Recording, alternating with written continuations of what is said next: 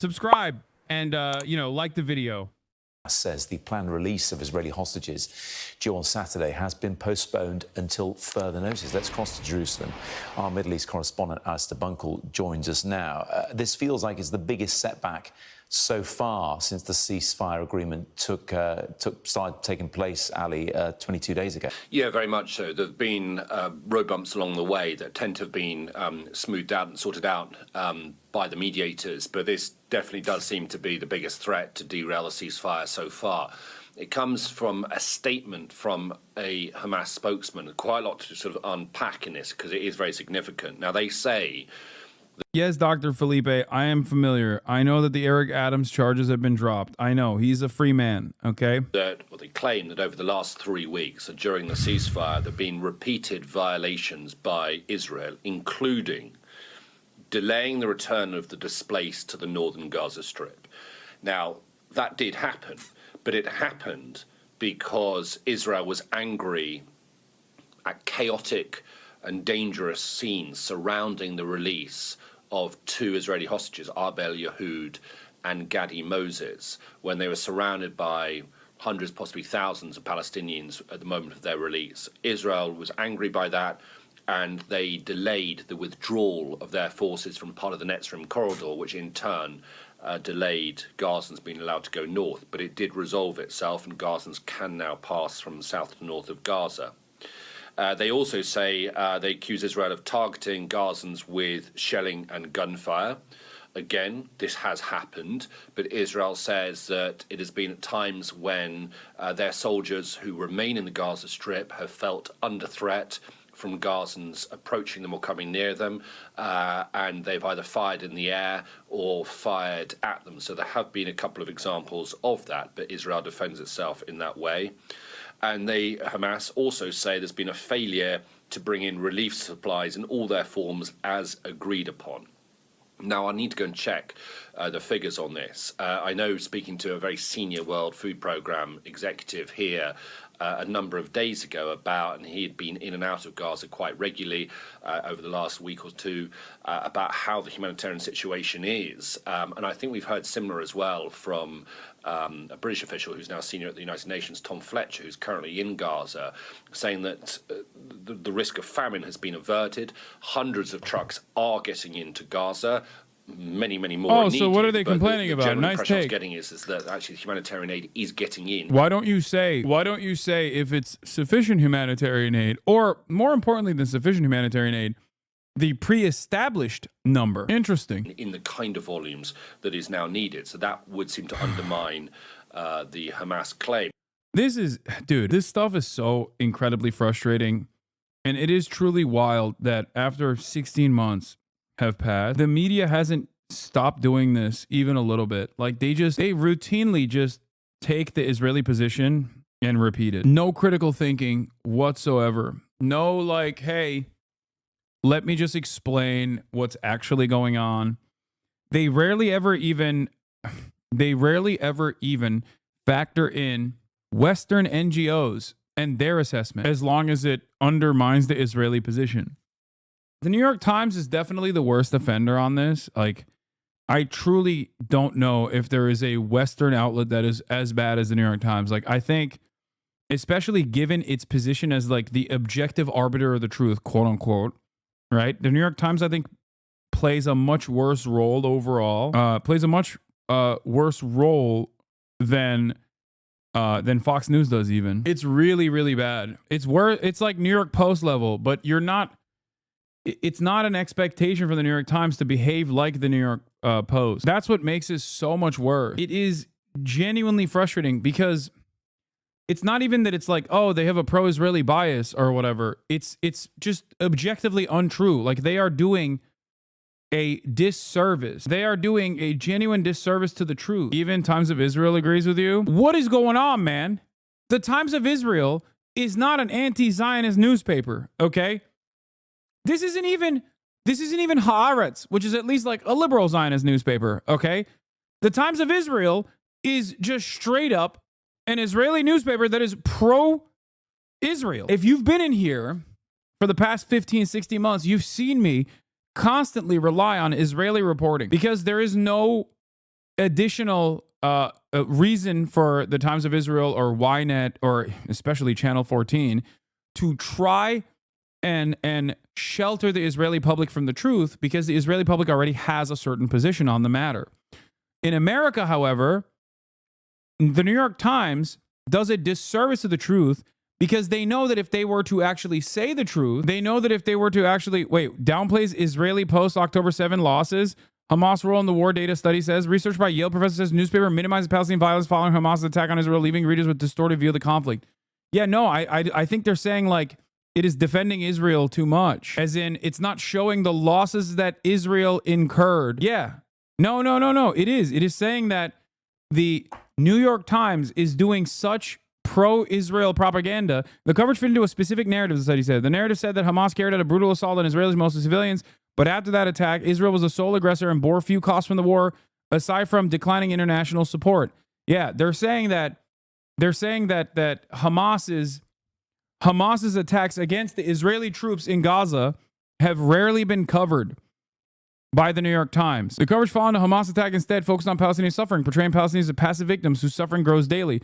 There was extensive coverage of the Israeli violence, but less mention of Israeli hostages, Hamas casualties, Palestinian violence. Yeah, I mean, this is still biased as far as pro-Israel. This article says the opposite of what you're saying. No, the article is claiming that the New York Times is too pro-Palestinian, which is laughable. It's a lie. It's ridiculous. But even then, little mention is made of Israeli casualties post-October 7 and or of Palestinian acts of violence post-October 7, even as Israel and Hamas were locked in intensive combat over the 8 months of the study period. My point on this is that it doesn't, this argument, the analysis here is claiming that the New York Times is not showing Hamas's violence post-October 7. Except the reason why New York Times is not showing that is because it's pro-Israel. Okay? These guys might not understand that. The Yale study, the guy who wrote the Yale study might not recognize that. I'm saying that. The reason why the New York Times is not showcasing the defense that Hamas has presented, okay, is specifically because they do not want to show, because they understand that in the eyes of Americans, yeah, if they were to show like Hamas is doing a tremendous job defending against the Israeli occupying force, Americans are not going to feel they're not going to believe the propaganda coming from Israel. I'm wrong in my initial assessment. It's not saying that the Times of Israel is saying that the New York Times is too pro-Israel. But this article itself, this research itself, unironically fails to understand why the New York Times, covers the story in the way that they do. They think it's because they're too sympathetic to the Palestinians. It is not. Okay? They're misunderstanding the reason why the New York Times is covering the conflict in the way that they're covering. Do you understand? So while the initial assessment is, oh, the New York Times is too pro-Palestinian, they're not pro-Israel enough, which is laughable to begin with, the person that conducted the study fails to comprehend why the New York Times is not showcasing any sort of Hamas military victories. Because showcasing Hamas military victories would unironically do a disservice to the goals of the New York Times. New York Times does very different coverage on the Israeli side, on the Palestinian side, than even Israeli newspapers do. Because the Israeli newspapers do actually actively cover, like Times of Israel, for example, which I rely on, like Emmanuel Fabian is the name of their military correspondent. Why do I know that name? Because Times of Israel is one of the few places where you can actually actively get the names of the Israeli combatants that were slain, okay, that were killed by Hamas. New York Times rarely ever covers that stuff. And partially, the reason why they don't cover that stuff is because the American reception to what's going on in Israel and what's going on in Gaza is very different than the Israeli reception. Israel does not need to hear about, like, the Israeli public does not need to. The Israeli public will look at a story of like Israel blowing up a school and receive it very differently than the American public will look at it.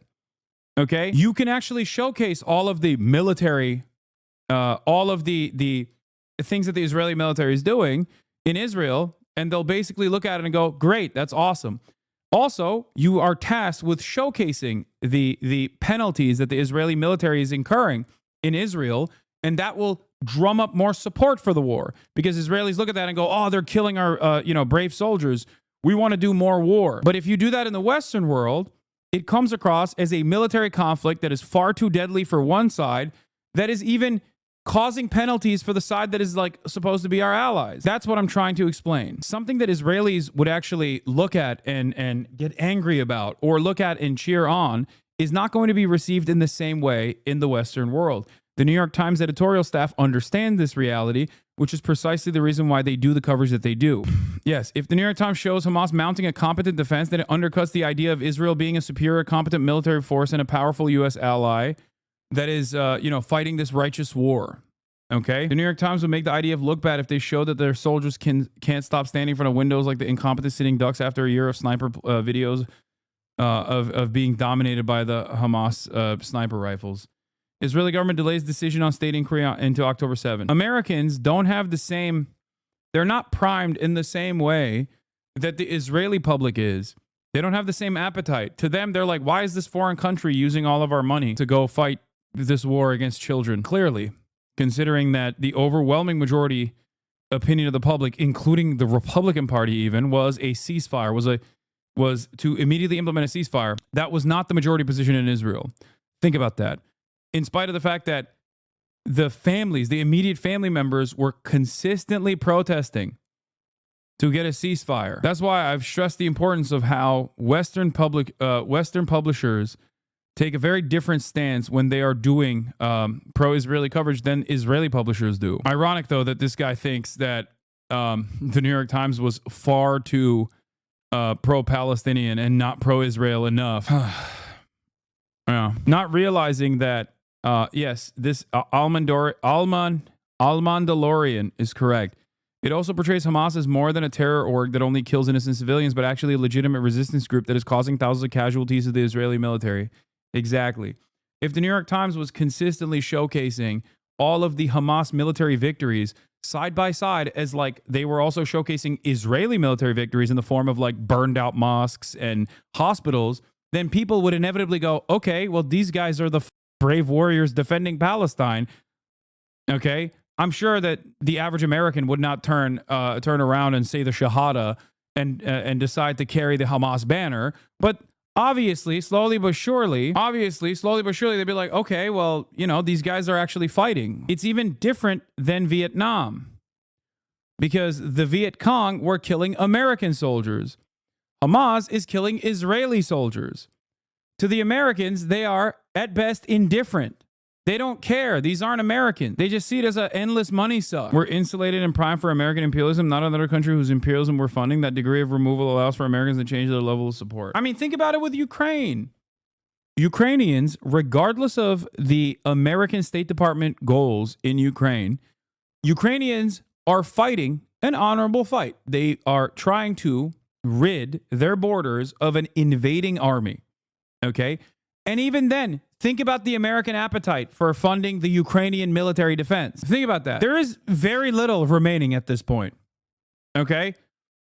So make no mistake, Americans don't want to give money to foreign countries that want to defend themselves, whether legitimate or not. They certainly don't want to.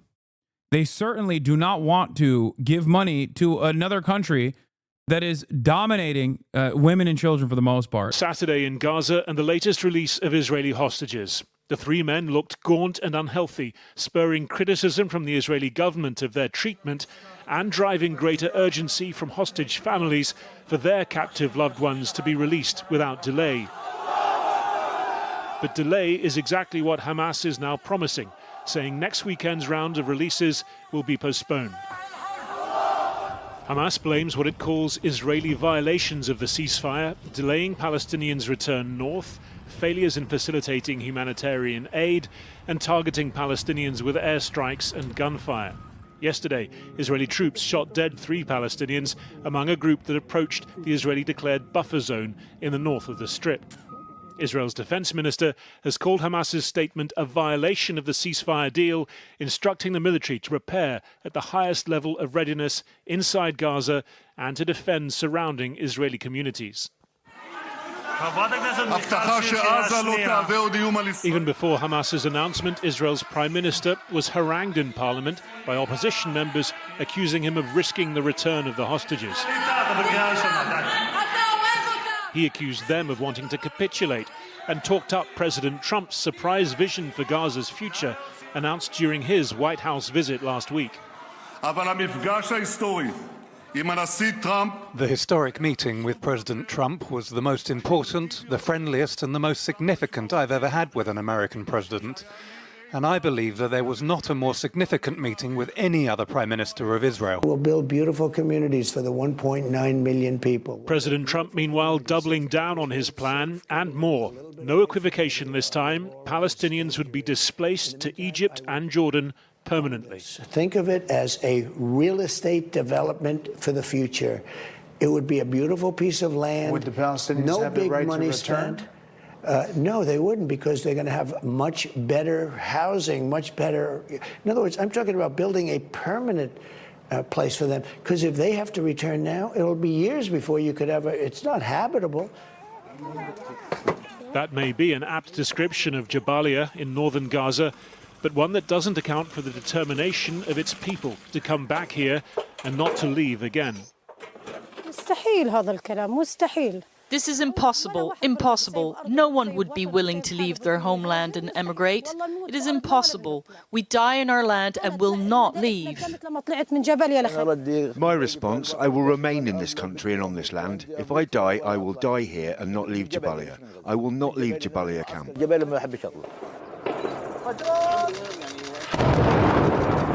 In the occupied West Bank, Israeli military operations continue at an intense pace. An 8 months pregnant woman among those killed yesterday. And in East Jerusalem, a Palestinian-owned bookshop, long an institution, raided. Its proprietors arrested on suspicion of selling inciting material. This is also insane. And one of the people that's defending this bookstore is literally, once again, Trey Ying's. Yeah, I know he said he's going to cut aid. Yeah, once again, this would undermine America and its regional plan. Trey Ying's was one of the few people that was talking about the reasons as to why the hostage negotiation is like falling apart due to Israel's refusal. And the other thing that Trey was talking about is actually he was defending the bookstore. Where is it? Let me see. He's also talking about the Hamas officials rejecting.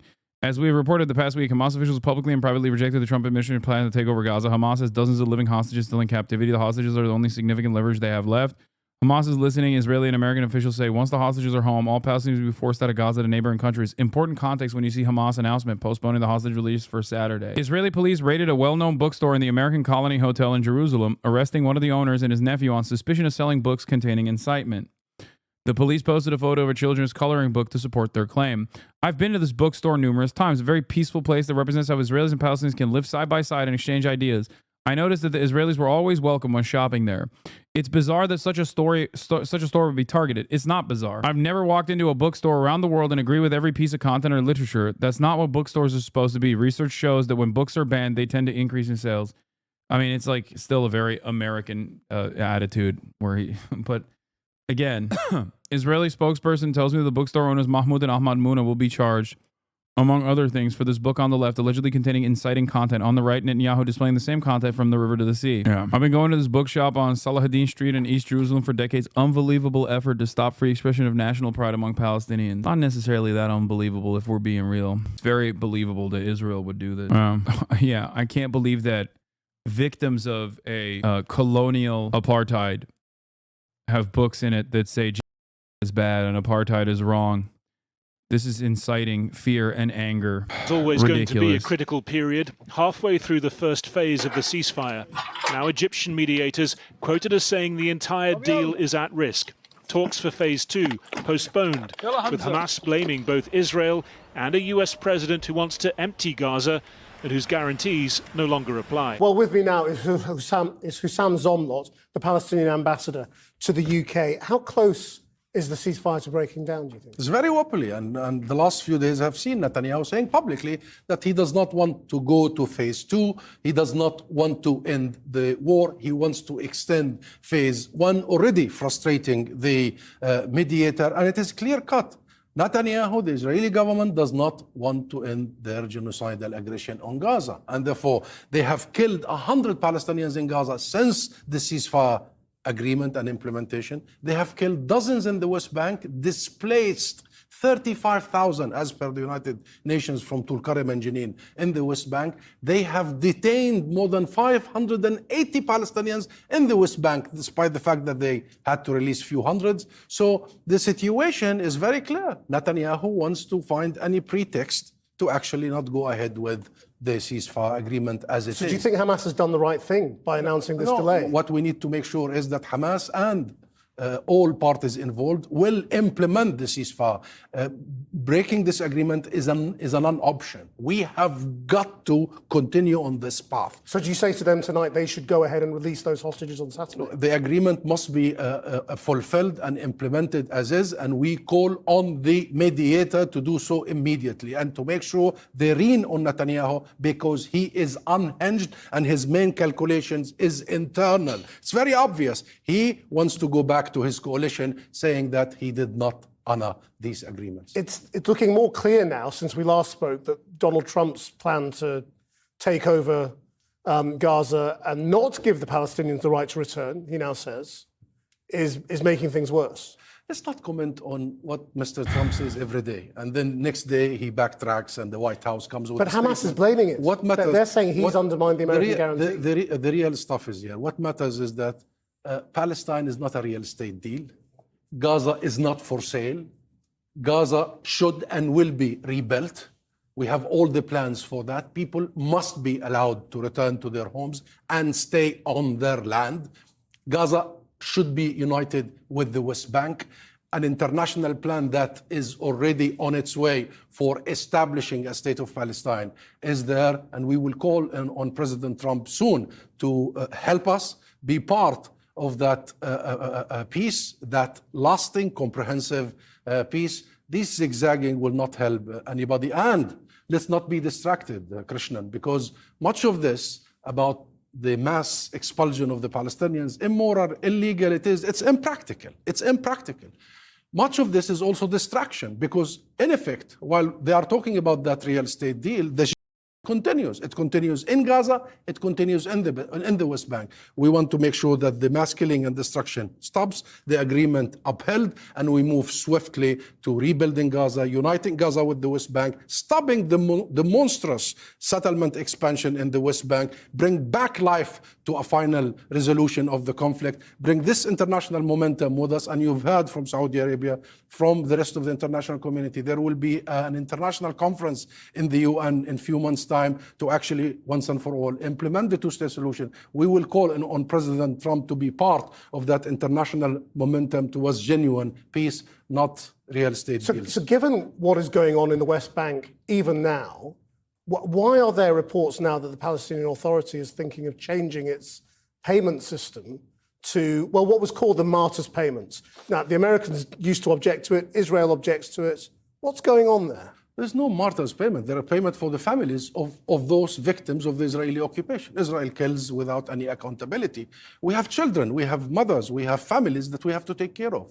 So I haven't been following the details if it just broke out, but I can assure you the families of our martyrs, of our prisoners, must be taken care of by the Palestinian government, no matter what the scheme is. I mean, what else now can be done to get this back on track? I mean, you know, it's all very well sort of exhorting the parties.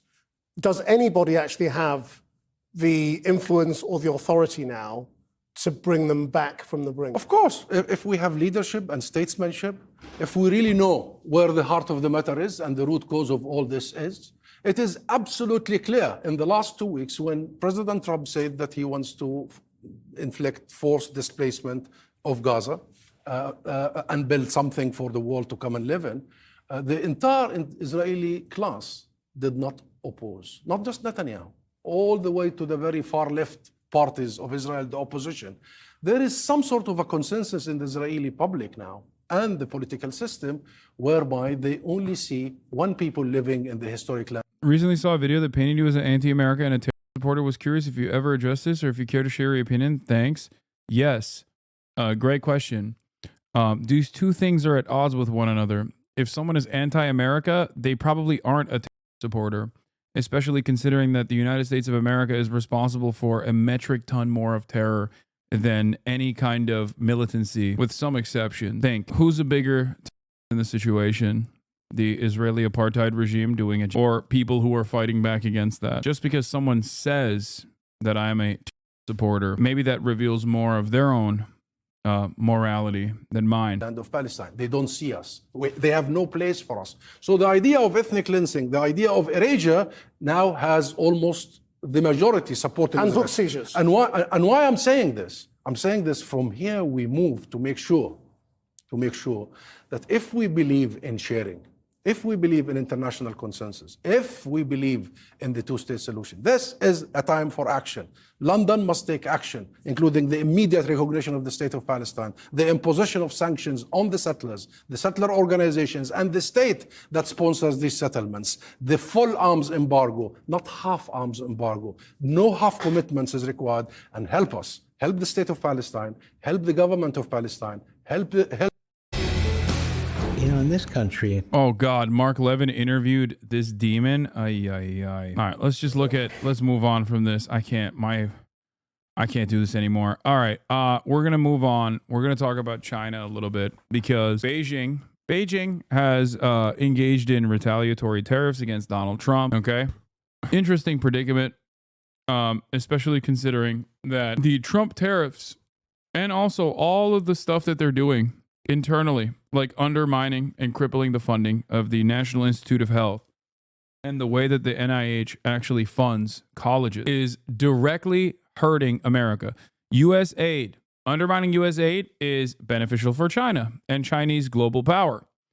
Make no mistake. And so is undermining the NIH. Undermining NIH is also bad for a multitude of different reasons in terms of novel chemical compound discovery, and America being a dominant force in the field of medicine at a time when China is actually actively engaging in medical innovation. So basically what we're doing to ourselves is undermining America, undermining America's soft power capabilities, whether you like it or not, whether you agree with that or don't agree with that. That is definitely what will happen.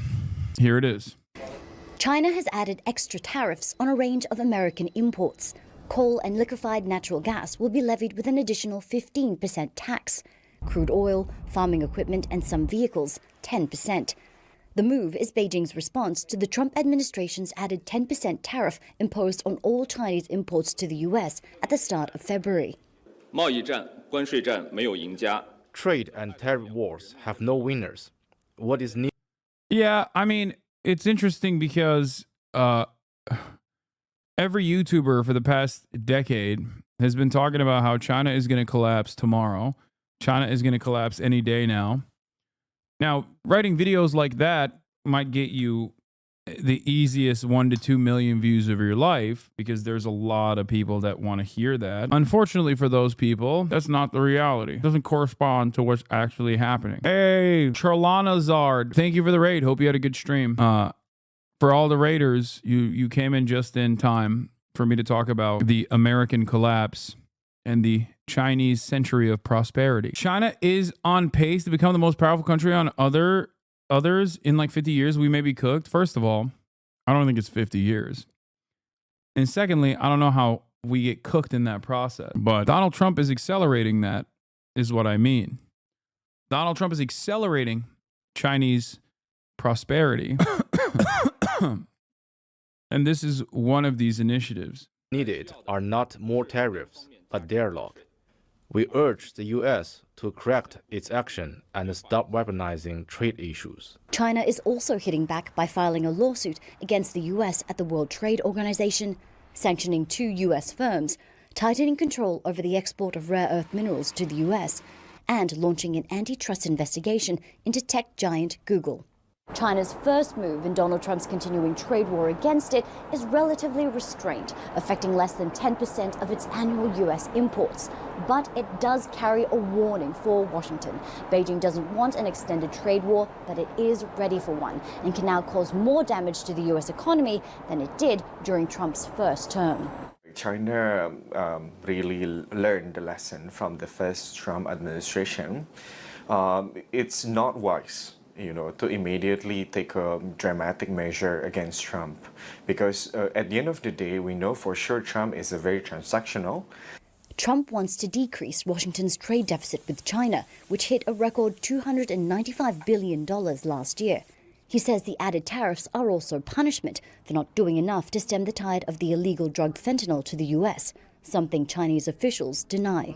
These latest announcements are a way of President Trump showing that he is very serious about using the tariff instrument as a policy tool for achieving both economic and non-economic objectives. Washington also plans to... No privacy, no freedom of speech, hyperrealism, 6 days, 10 hours per day, low pay. Is this what you want? I've been spit on by Chinese people due to being Korean. Like, please stop pretending like there's some kind of enlightened civilization. Dude, that's so funny, being a Korean dude and thinking that, like, Americans, depending on where you go, won't spit on you or do worse. Okay, so exactly like America? Like, what are you talking about? Yeah, go to the West Bank, see what they do to you there.